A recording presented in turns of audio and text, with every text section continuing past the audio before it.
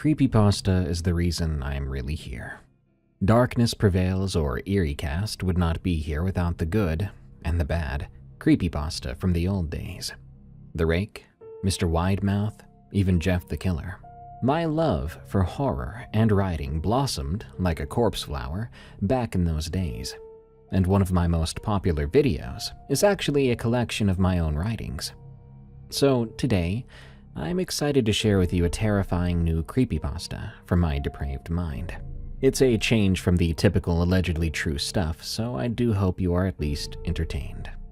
This is titled Doghead, and it is not for the faint of heart.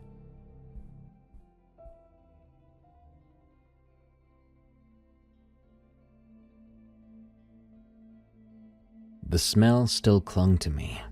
That was the worst part. The stench of burning fur and rotted wood followed me down the dark corridors of my dreams, where Doghead floats in a haze of embers. Even now, with the memory spread out like an oil slick across my brain, I can't sleep without tasting ash in the back of my throat. This thing that latched onto me, onto us, has a breath all its own. Every time I close my eyes, I see the plaque's warped edges smoldering in the barrel, and in those half-dream states, I feel something behind me, pressing close, its breath a wet rasp. We'd been on the road for days. I was the one who needed it, the spontaneous cross-country exorcism of heartbreak. Bryce liked to pretend he was along for the ride, just to keep me sane. But I caught the occasional flicker in his eyes that said he was having fun. He was the only one who could coax a real laugh out of me after my ex-husband's betrayal. And then there was his smile. God, that smile. It had a warmth to it that always eased the knot in my chest, even if I pretended otherwise. He wasn't classically handsome, not in a magazine cover way, but there was an easy charm in the way his brown hair curled around his ears, and the freckles just beneath his eyes made him look perpetually amused with the world. Sometimes I'd catch myself noticing how broad his shoulders were, or how he carried himself like he was ready to shield me from anything. Then I'd push those thoughts away, refusing to label them attraction. We took turns driving, splitting gas and cheap motel fees. The miles blurred, stretches of farmland, the occasional billboard proclaiming something about the Lord's righteous vengeance, the ever-present hum of rubber on asphalt. Bryce tried to keep my spirits high with a running commentary on every bizarre roadside attraction we passed. "There," he said, tapping the window as we rumbled down a lonely Nebraska highway. "See that sign with the woman in the clown wig? Or maybe it's just a sun-bleached scarecrow." "Could be a haunted scarecrow," I said. "Maybe we should turn back and pick it up for you. Another treasure to hoard." He grinned, that warming smile of his, and my own lips twitched upward despite my mood. I only collect the best oddities, remember? It was our joke. Bryce had a weird menagerie in his apartment. Souvenirs from yard sales and secondhand shops. A porcelain doll missing half its face, a plaster Virgin Mary turned into a lamp, a goat skull someone had fashioned into a coffee mug. Disturbing stuff, but he found them charming. He was one of the few people who could use a term like sun-bleached scarecrow and somehow have it come out sounding charming. You'd fill your trunk with any piece of trash that calls your name. My elbow found his side. "Be grateful I'm here to keep you from going bankrupt." He just gave me a wry smile. "You only pretend to be my keeper, Alice." I rolled my eyes. The truth was, I liked that he let me have control sometimes. It gave me a sense of peace, something I hadn't had in a long while. My ex, Brandon, had mastered the art of false democracy, nodding along to my ideas before doing whatever the hell he wanted anyway. The day I found our savings account gutted felt like swallowing broken glass. All those careful years of saving gone in a series of secret withdrawals that read like a receipt of betrayal. A receipt with the gall to ask for a tip. My stomach twisted at the memory, so I pressed my forehead against the cool window, letting the endless cornfields blur into nothing. A battered billboard caught our attention. The words, "Wolf's Curiosities," had nearly peeled off with age, and the sign pointed down a narrow, muddy track that disappeared into tall grass. Some local version of a curiosity shop, probably. Bryce's eyes lit up at once. "Come on," he said. "Let's see if they've got something truly strange for me to lug around." I exhaled. I guess we could stretch our legs. An attempt at a grumble was quickly supplanted with a grin. The highway's center line had started to blur. He turned the car onto the track, which led to a rickety shack balanced precariously on a slight rise. The sign outside was an exact match to the billboard's sun-bleached letters. Wolf's Curiosities. The building looked ready to collapse. Rotting beams, a sagging porch. A large bell hung above the door, caked in rust. "Are we sure it's open?" I peered through the darkened windows. Bryce shrugged, still wearing that grin. "Only one way to find out." The way his mouth curved upward. Sometimes I wondered if he knew how much it disarmed me. We got out of the car, and immediately the wind whipped up dust and something vaguely chemical-smelling, like cheap perfume gone rancid. As we stepped onto the porch, one of the boards creaked so loudly, I thought it would snap. Bryce tested the door. To my surprise, it opened with a dull clang of a bell, still functional despite the rust. Watching him enter was the equivalent of a child stepping into an amusement park. He lived for the hunt of oddities, for the quest to find that next eerie conversation piece. I suppose it was one of the things I found appealing about him, even if I didn't experience the same joy he did over the items he collected. Inside, the smell changed, a swirl of perfume, dust, and a faint whiff of decay. The cramped space was cluttered with old dolls and chipped porcelain statues, worn knickknacks and battered furniture. Bits of everything and nothing. A mirror near the entrance had a gold frame, peeling in large flakes. I caught my own reflection. There were dark circles under my eyes that were once bright. My hair needed a trim, and I seemed leaner than last I looked. I turned away. Bryce was already poking through the shelves. "Oh, look at this!" He lifted a tarnished wind-up monkey with symbols for hands. One of its glass eyes was missing. "I'm in love." "You have a warped definition of love, you know that?" I nudged the broken monkey with a finger. "Let's see if there's a proprietor around, before you steal that thing." That was when I saw the dog's head. It hung on the far wall, a taxidermy mount on a shield-shaped wooden plaque. The fur was the color of old rust, mottled in places with bare patches of darker hide. The muzzle was slightly parted, as if panting. At first, I thought the eyes were made of cheap glass, but when I stepped closer, I realized they looked wet, reflective in a way that made my stomach clench. An odd static skittered up the base of my neck. I let my gaze wander over the details. Those stiff whiskers, the tip of one ear chipped away to reveal something pale beneath. Had the ear been broken, or was it just worn out with time? The longer I looked, the more my stomach soured. "Alice!" I jumped at Bryce's sudden near whisper. "I'm not the only one seeing that, right?" He stepped beside me. I noticed his shoulders were tense. "It's wrong," I said quietly. "Something about it." For a heartbeat, I almost expected it to blink. A moment later, we heard shuffling footsteps from the back, and an older man emerged. He wore suspenders and a stained shirt, carrying a box of dusty trinkets. His narrow face was deeply lined, hair slicked to one side in a stringy mass. He paused when he saw us, then gave a small, stiff nod. "Afternoon," Bryce said politely, though it was probably creeping into late evening by now. The man said nothing, setting his box down on a warped desk, then slowly made his way to us. The thick smell of aged cologne followed. "You folks tourists?" he said in a raspy voice. "Something like that," Bryce replied. "We saw your sign off the highway. You've got quite a collection. Really interesting pieces." His voice was warm again. It suddenly felt easier to breathe. The man's gaze flicked to me, lingered for an uncomfortable moment, then settled on the dog's head behind us. He cleared his throat.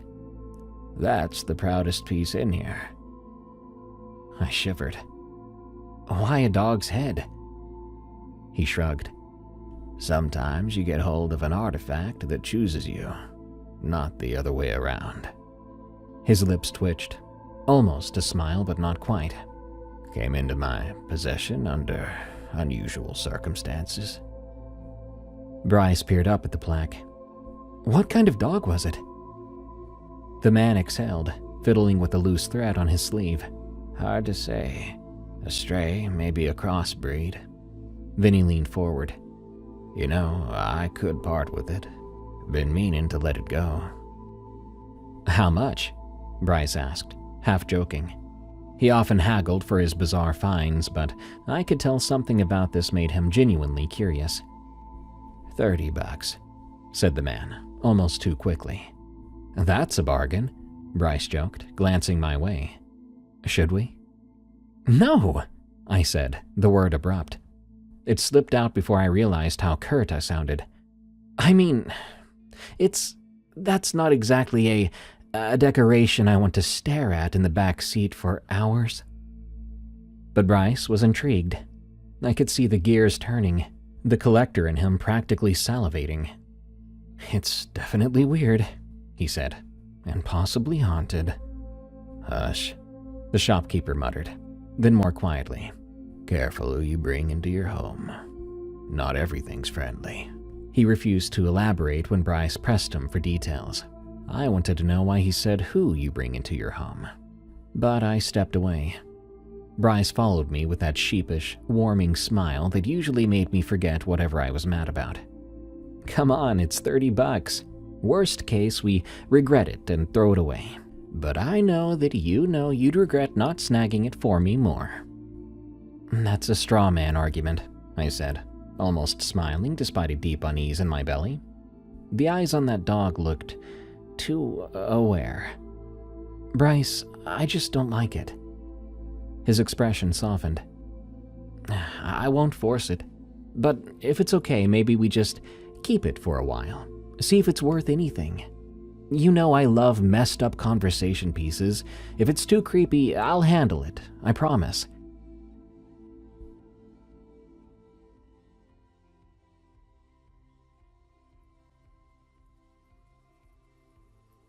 I caved.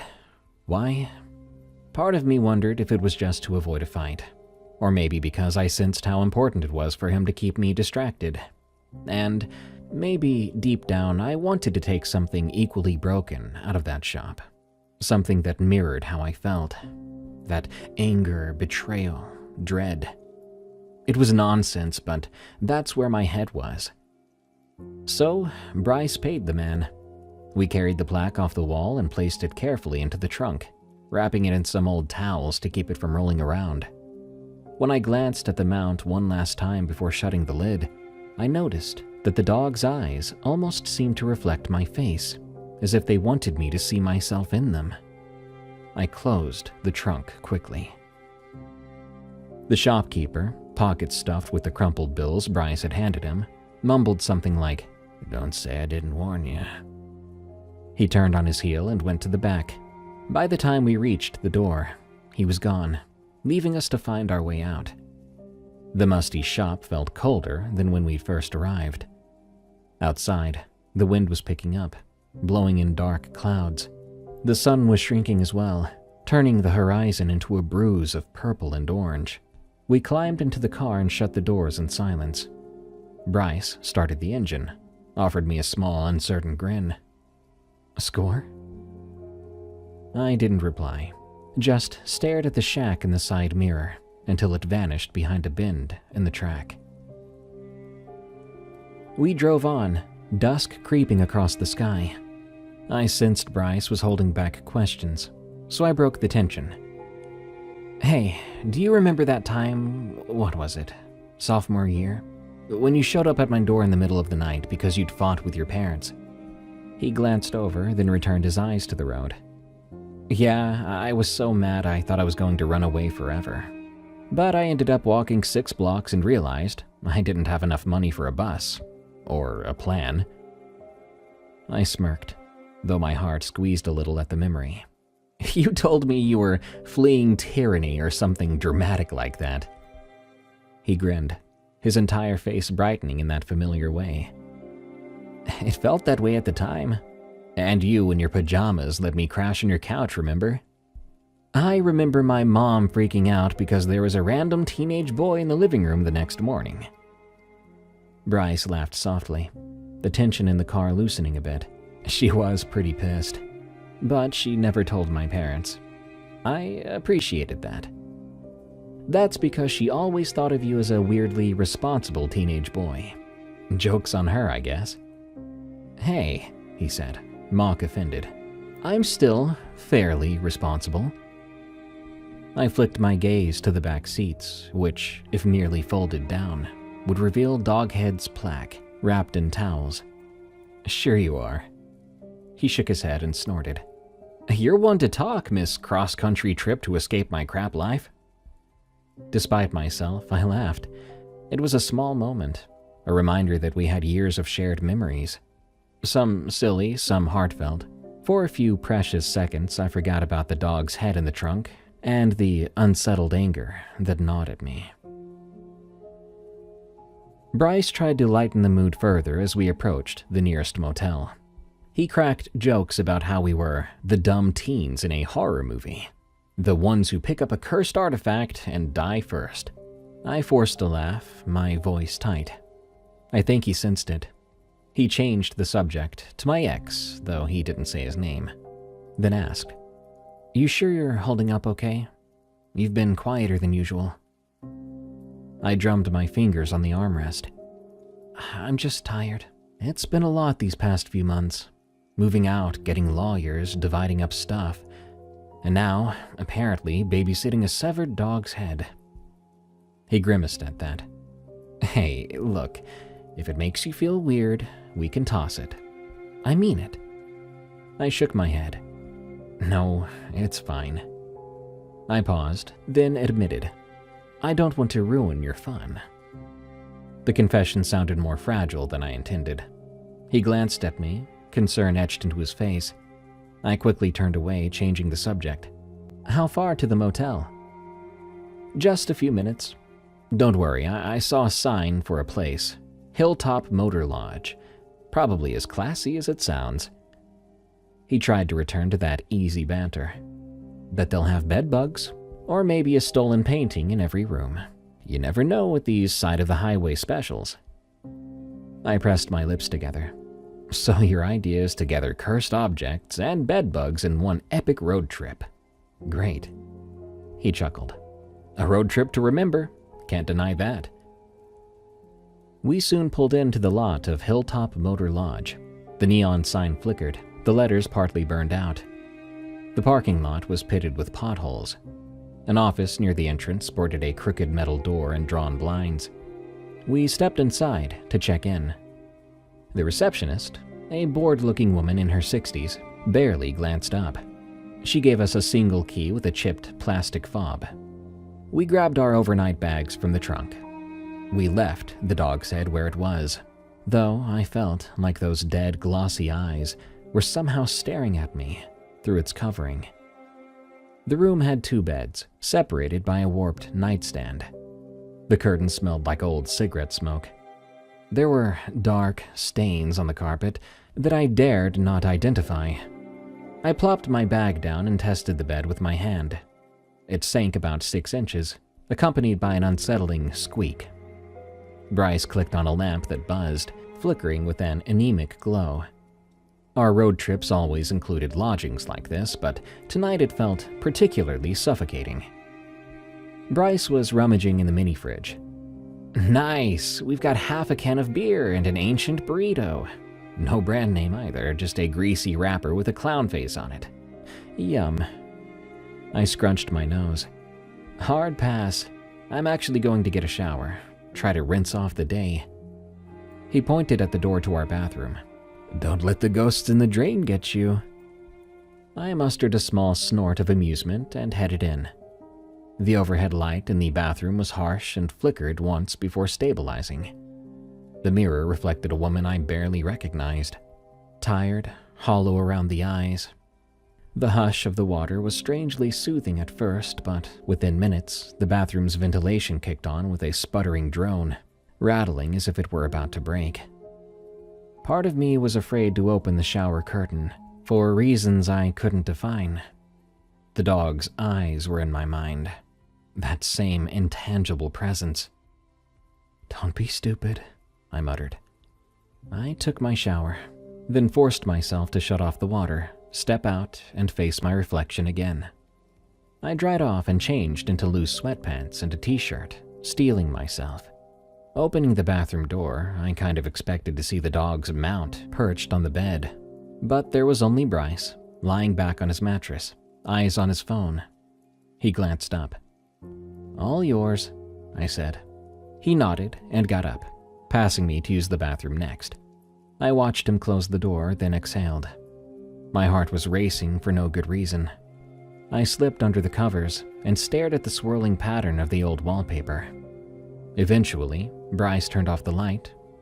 The darkness settled in, broken by a sickly glow from the neon sign outside. The shadows danced across the walls. I tried to let my mind drift, but sleep came only in tenuous increments, each dream laced with flickers of panic. I'd see a corridor with peeling wallpaper, hear panting echoing through the emptiness, feel something's breath at my ear. I snapped awake at one point, heart pounding. The room felt colder than before. My gaze darted to the dresser in the corner, on which I'd left my phone to charge. I saw the silhouette of Doghead's plaque.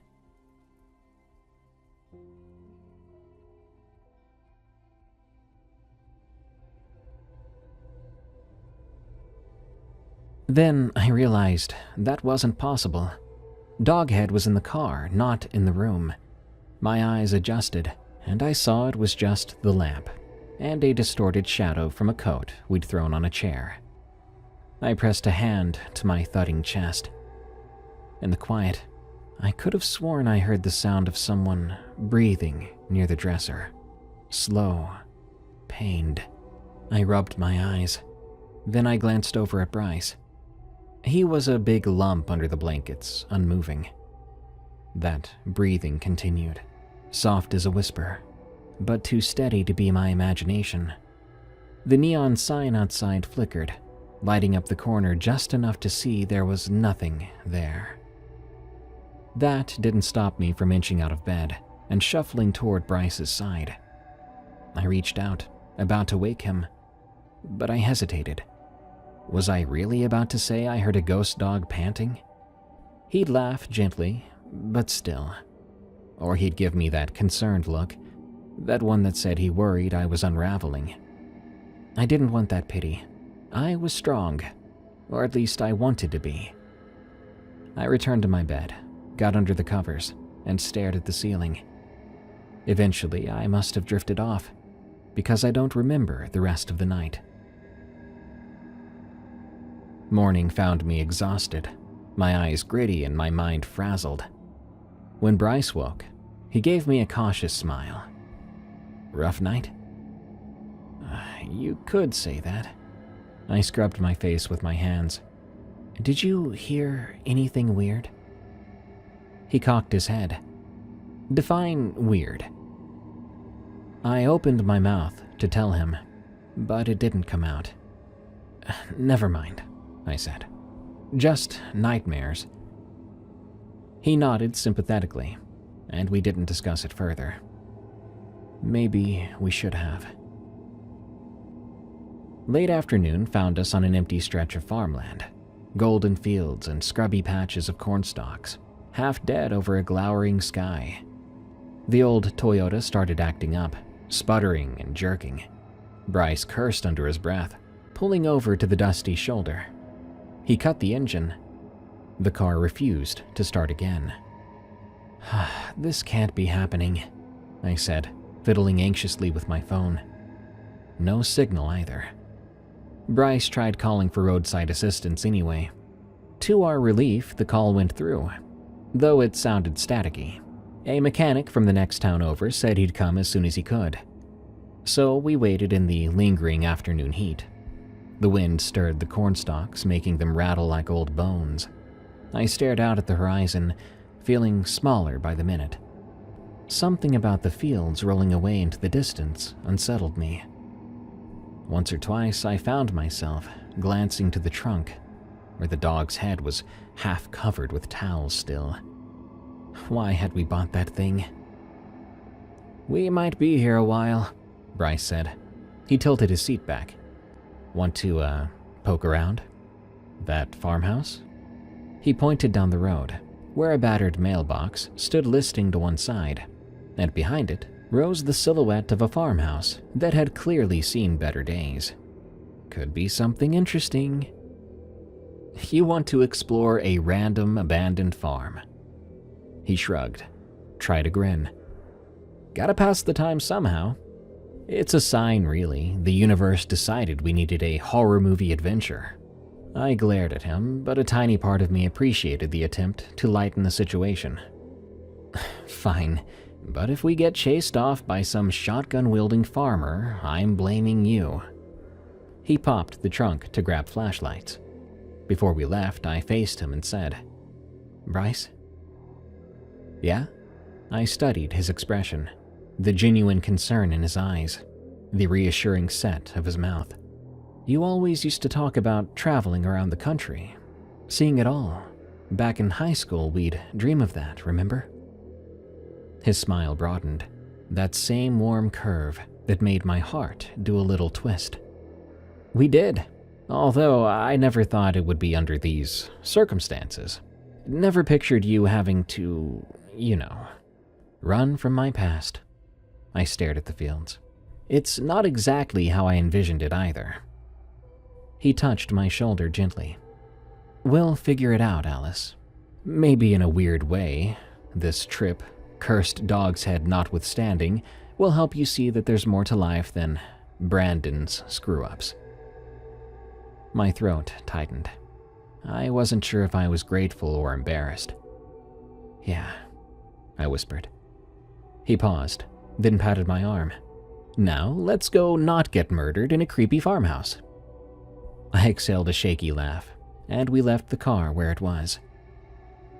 The farmhouse was in worse condition up close. The front porch sagged in the middle, and the windows were boarded up.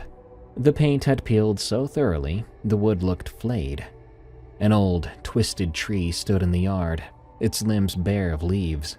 Wind rustled through the grass, and the evening light made everything seem slightly surreal. "Creepy enough?" Bryce asked, flashing me that signature smile again, as if that alone could banish any lurking shadows. He was wearing that same look I'd seen on him yesterday when we stepped into that shop, right before he purchased Doghead for $30. I gave him a mock salute. "Lead the way, Captain Curiosity." He gingerly tested the steps. They groaned but held. The door was partially ajar, so we slipped inside. The stench of mold hit like a slap. Something else too, a faint odor of animal musk. Light filtered through cracks in the boarded windows, illuminating swirls of dust motes. The remains of furniture, an overturned couch, a battered table, were all scattered in the front room. Sections of the wallpaper had rotted off the walls. "You happy, you maniac?" I whispered, although there was no real need to whisper. "This place could collapse on us." Bryce just walked slowly, shining his flashlight even though there was enough weak daylight to see. "I always wanted to explore a haunted house." "You and your taste in weird," I muttered. We reached a narrow hallway.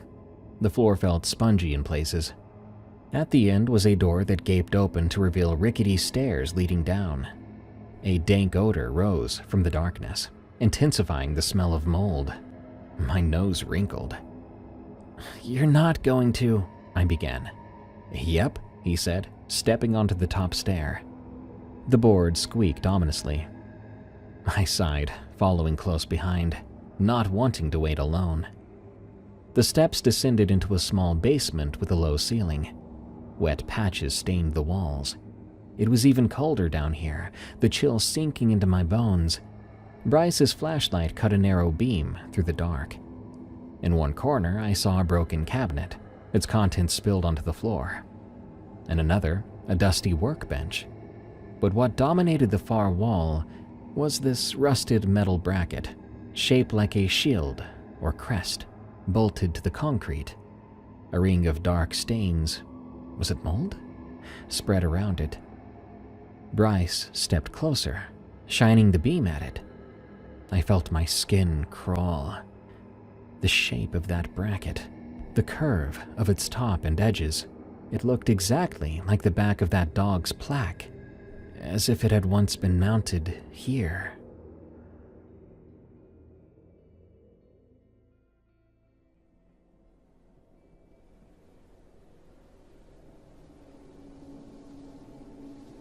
"That's weird," he said softly, crouching to examine it. "It's like a cradle for something. It fits the dog's head plaque, doesn't it?" A cold wave washed over me. There was no question, no guesswork. It was a perfect match. I took an involuntary step back. My flashlight flickered, and that damp dog breath smell intensified, as if the basement was breathing. "Do you smell that?" I whispered. Bryce's brow furrowed. He opened his mouth to reply, but the flashlight in his hand blinked out. We both froze. My chest tightened. All at once, I heard a faint scraping from somewhere behind us, like claws on concrete. I swung my flashlight wildly, illuminating only drab walls and lumps of debris. "Let's go," I hissed. "Yeah," Bryce agreed, voice taut. He fiddled with his flashlight, and it came back on with a flicker. We hurried back up the stairs. On the main floor, the wind outside rattled the broken windows, making me jump. We marched straight to the door and out onto the porch, my heart raking against my ribcage. I didn't look back. When we made it to the yard, Bryce's phone buzzed, startling us both. The mechanic. He'd be there soon. I shot the house one final glance. The porch seemed to slump, as though it was releasing a long-held breath. For a moment, I was worried we'd left footprints in the dust, some evidence that might provoke something. Then I shook the thought out of my head. We made our way back to the car. When we got there, Bryce unlocked the trunk and peeked in at his newest purchase, as if to make sure it was still there. I couldn't resist a peek too. I saw the dog's head had shifted beneath the towels, exposing half its muzzle. I could see the curve of its lips, parted as if ready to snarl or pant. Something about it felt smug, like it had known all along what we'd find in that basement. We ended up in a tiny rental house next to a cornfield while the mechanic worked on the car. Apparently, he needed a few days to get the right parts. His cousin offered the place for cheap. Less than the motel, the man promised. And we were in no position to argue. The house was small, only a few rooms. It had electricity, running water, the basics. Old scuffs on the walls and floors hinted it had seen better times. Not the sort of place I'd choose for a vacation, but it would do. We put our bags in the living room, setting up makeshift sleeping arrangements. Bryce took the couch. I took a fold-out cot we'd found in a closet. My knee still ached. For a moment, I had stumbled in the farmhouse basement, and I could still feel it. The tension coiled inside me like a knot. Bryce got beers from a gas station down the road, trying to raise our morale. But as evening set in, I could see he was distracted, his gaze drifting toward the car outside. We had left Doghead in the trunk. Because he was having the car being worked on, he wanted to bring the Doghead inside. But one look at my face after that suggestion, well, let's just say he changed his mind and didn't argue. But I noticed him scratching at his neck periodically, as though something irritated him.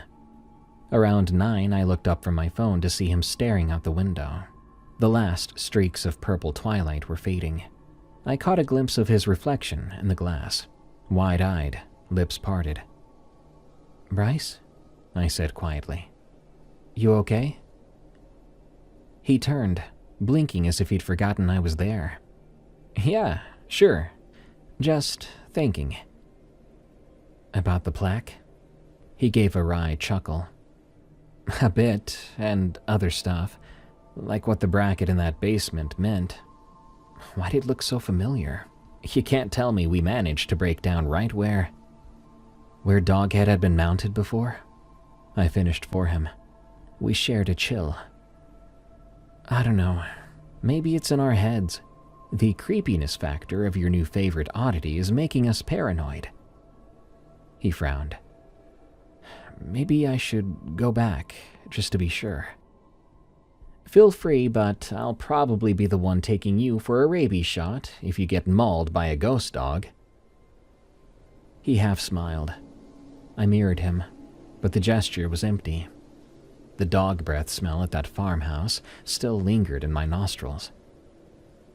Night fell, thick and silent. Even the crickets were subdued. I tossed and turned on the cot, never fully dozing. Sometime after midnight, I heard faint, creaking floorboards outside the living room. My first thought was, did Bryce go to the bathroom? But the footsteps sounded heavier, dragging in a way. My pulse fluttered. I sat up. The hallway light was off, but the moonlight cast a dull glow through a small window. I could just make out that the couch was empty. Bryce wasn't there. I got up and carefully slipped out to the corridor. The boards were cold beneath my feet. At the far end, I noticed a door. It stood slightly open, though I hadn't explored that part of the house yet. I heard scraping noises. The stench of dog breath, wet, musky, with an undertone of something rancid, clung to the air. I covered my mouth to avoid gagging. I called Bryce's name quietly. No reply. Tremors crawled through my arms and legs as I pushed open the door. It led down into a small cellar, not unlike the farmhouse, but less decrepit. The stairs were wooden, the air thick and stale. I flicked on my phone's flashlight and descended slowly, each step groaning. My heart banged in my chest as a nauseating smell hit me full force. At the bottom, the floor was just packed dirt. Rusted shelves lined the walls, holding old cans of paints or boxes of nails. My light swept across the space until it landed on Bryce, crouched in the far corner. He was holding the dog's head plaque. I had no idea how it had gotten there. He must have gone outside to retrieve it, but why? A soft moan slipped from my mouth as I crept closer. Dark fluid seeped around Bryce's fingers where they gripped the wood, as if the plaque were bleeding. Or maybe it was just some thick, viscous residue. Either way, the sight made my stomach lurch. His eyes were half closed, rolling back. His lips moved in silent murmurs, almost a chant. "Bryce," I whispered, stepping into the muddy floor. My shoes squelched. He didn't respond. I reached for him, felt a sticky warmth coat my fingers as I grabbed the plaque. The stench was unbearable, rot and dog fur, pungent enough to make me gag. I yanked the plaque from his hands, and it came free with a repulsive slurp. He gasped, eyes snapping open. A ragged breath tore from his throat. "Alice? What?" He clutched his temples as if in pain. I dropped the plaque, letting it clatter to the floor. My flashlight showed a slick smear across its back, too dark to be anything but fresh gore. I tried not to think about it. "Are you okay?" I knelt, pressing a hand to his cheek. It felt cold. He shook his head, disoriented. I don't remember. I just woke up here." "We need to get you out," I said, forcing calm into my voice. "Can you stand?" He let me help him up. He swayed but managed to stay on his feet. I grabbed the plaque off the floor, though part of me wanted to leave it there. But dread told me that leaving it was a terrible idea for reasons I couldn't define. We staggered up the steps. I slammed the cellar door behind us, fumbled in the dark for the lock, and twisted it.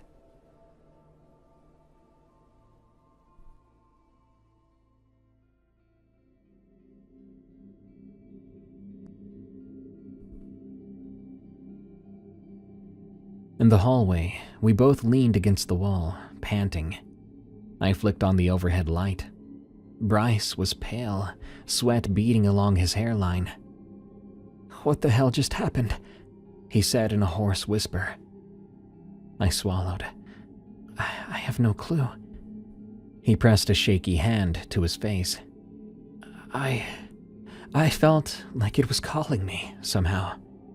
I was dreaming, maybe I was sleepwalking, I don't know. The next thing I knew, you were there, pulling me out of this fog." "That's it," I said, voice trembling. "We're burning it. Tonight, right now." He nodded, eyes dark. "Yes." We hobbled outside, adrenaline fueling us. The yard was dimly lit by a half moon. The cornfield rustled in the breeze, whispering like 1,000 hushed voices. I felt dizzy, but I refused to slow. We searched for something to start a fire, finally finding a rusty metal barrel behind the shed. It smelled of old oil, but it would serve. We set the plaque inside, Doghead staring up at us with that awful parted muzzle.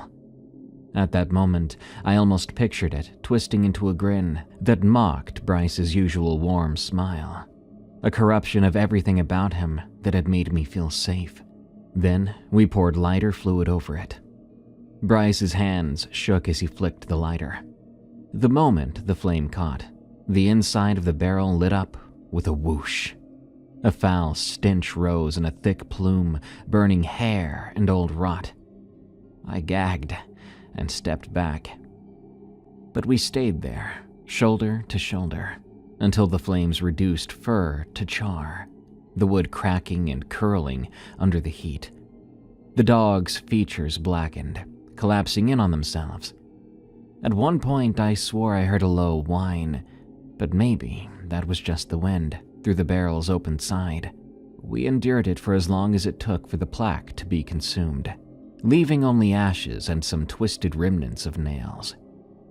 When it was done, I slumped to the ground.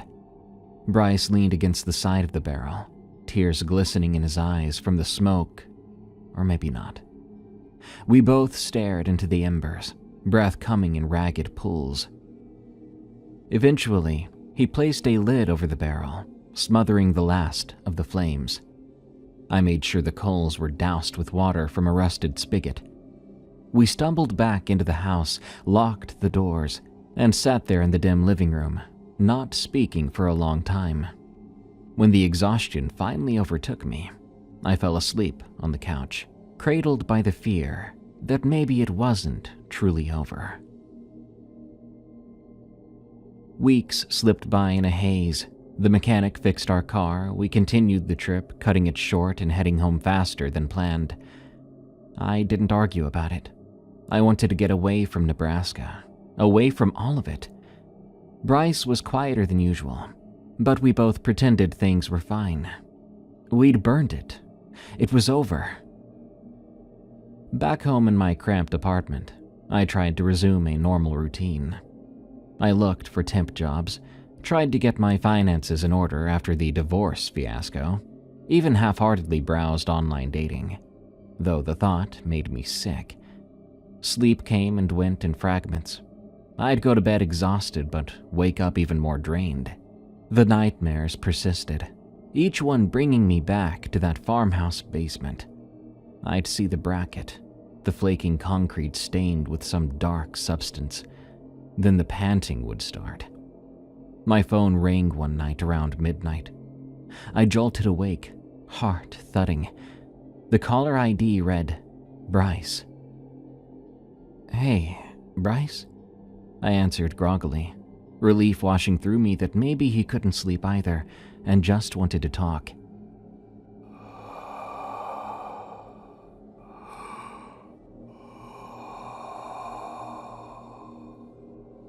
All I heard was breathing. At first, I thought it was just static on the line, but then I heard the faint wetness of each exhale, like some animal was on the other side. It gave me goosebumps. "Bryce?" I repeated. The breathing didn't stop. Then, abruptly, the call ended. I tried calling him back, but it went straight to voicemail. A swirl of dread took root in my stomach. It had been weeks since we'd burned Doghead, and he'd seemed to be doing better, though we hadn't talked much besides the occasional text. Why would he call me so late, just to breathe into the phone? The same thing happened the next night, and the next, always the same. I'd pick up, hear that rasping breath, then click, the call ended. By the fourth time, my nerves were shredded. I was having trouble functioning during the day. My temper spiked at small inconveniences, like I was carrying this internal blaze of anger. It wasn't just at my ex anymore. Now it was at everything. A barista messed up my coffee order, and I snarled under my breath until the poor woman apologized twice. I even snapped at my neighbor for leaving the hallway door ajar. I could not quell that fury, and beneath it lay anxiety, a helpless terror that something was looming. Finally, I reached out to Bryce's sister, but even she had not heard from him. After that, I called his local police, asking for a wellness check. The officer on the phone was polite but curt. They'd go to see if he was home. An hour later, the officer called back. Bryce's door had been found open, but the place was empty. There was, the officer said, in a carefully neutral tone, a strange odor in the living room. He said it smelled like dead animal. But there was no sign of Bryce. They advised I contact them if I learned anything about his whereabouts. I was too rattled to even cry. My guilt pressed on me like a physical weight. Why hadn't I insisted we'd get rid of that plaque earlier? Or talked to him into seeking help after that night in the cellar? The next day, I called a friend of ours, Quinn, who actually lived near Bryce. He said Bryce had not shown up to work for nearly a week. Something was very wrong. Despite every warning bell in my head, I packed a bag and drove back to that farmhouse.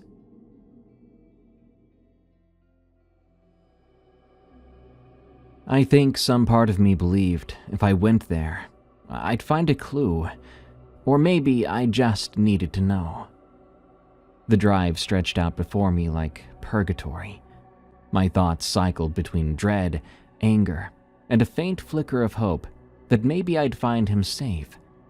But I remembered the calls and the panting breath, those abrupt cutoffs, and that tiny hope shriveled.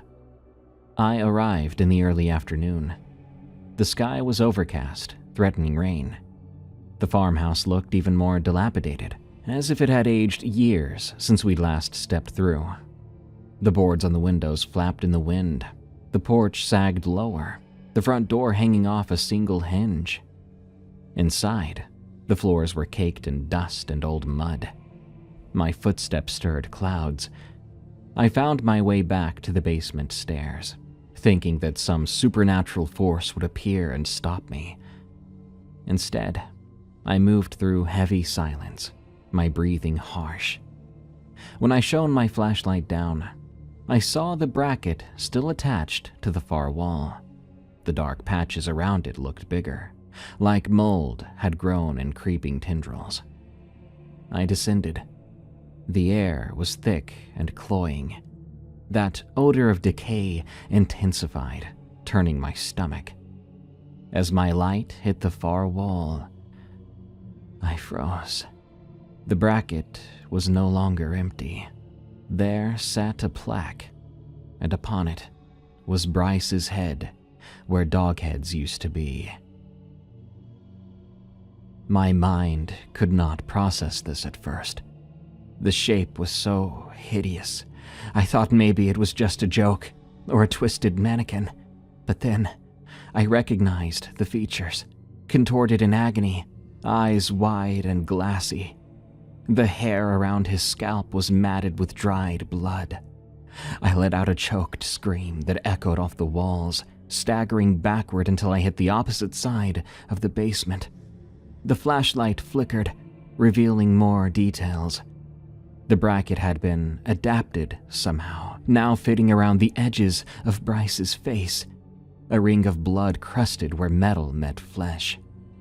And beneath his hairline, I saw patches of coarse, coppery fur, bristling in uneven clusters, like a dog's coat sprouting from human skin. My flashlight trembled as I forced it lower. The jaw. Dear God, the jaw looked elongated, teeth bared in a feral sneer. The entire lower half of his face, from the cheeks down, seemed to be in the process of stretching forward, as if it were mid-transformation.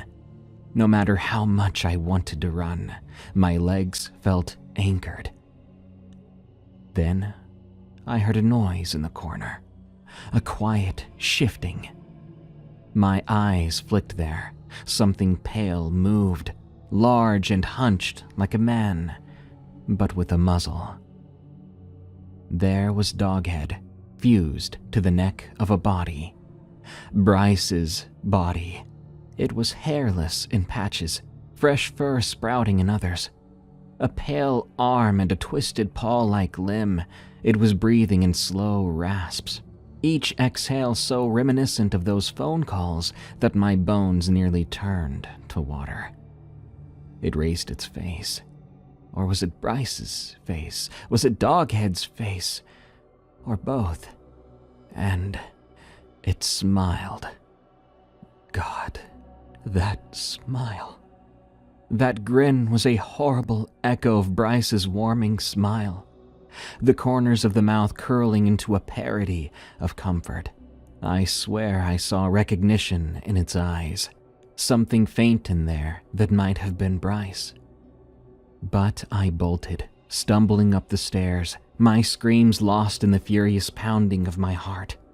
If it was coming after me, I did not stick around to find out.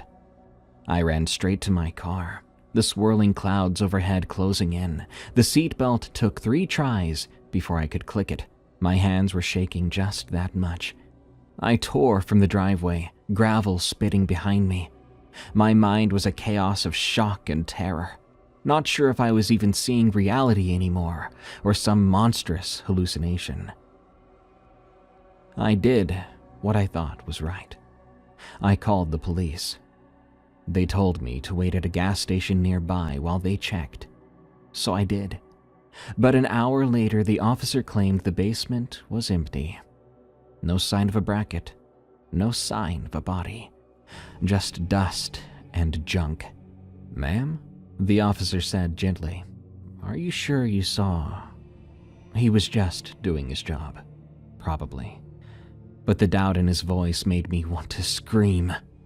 I drove then. I didn't know where. I just left, thoughts reeling with dread, confusion, and guilt. I drove until I found a decent motel and locked myself in a room, and I lay awake all night, replaying what I'd seen. My friend's severed head on the wall. Or was he really severed? I recalled that half-formed muzzle, the slow shift of muscle and fur. Something alive, and yet not. Eventually, I made my way home, though nothing felt like home anymore. Sometimes I'd pass a reflective surface and catch a glimpse of something that wasn't quite my face, like a muzzle forming, bridging my nose. Of course, it's just the corner of my eye, playing tricks, or so I tell myself. I have no proof of that either.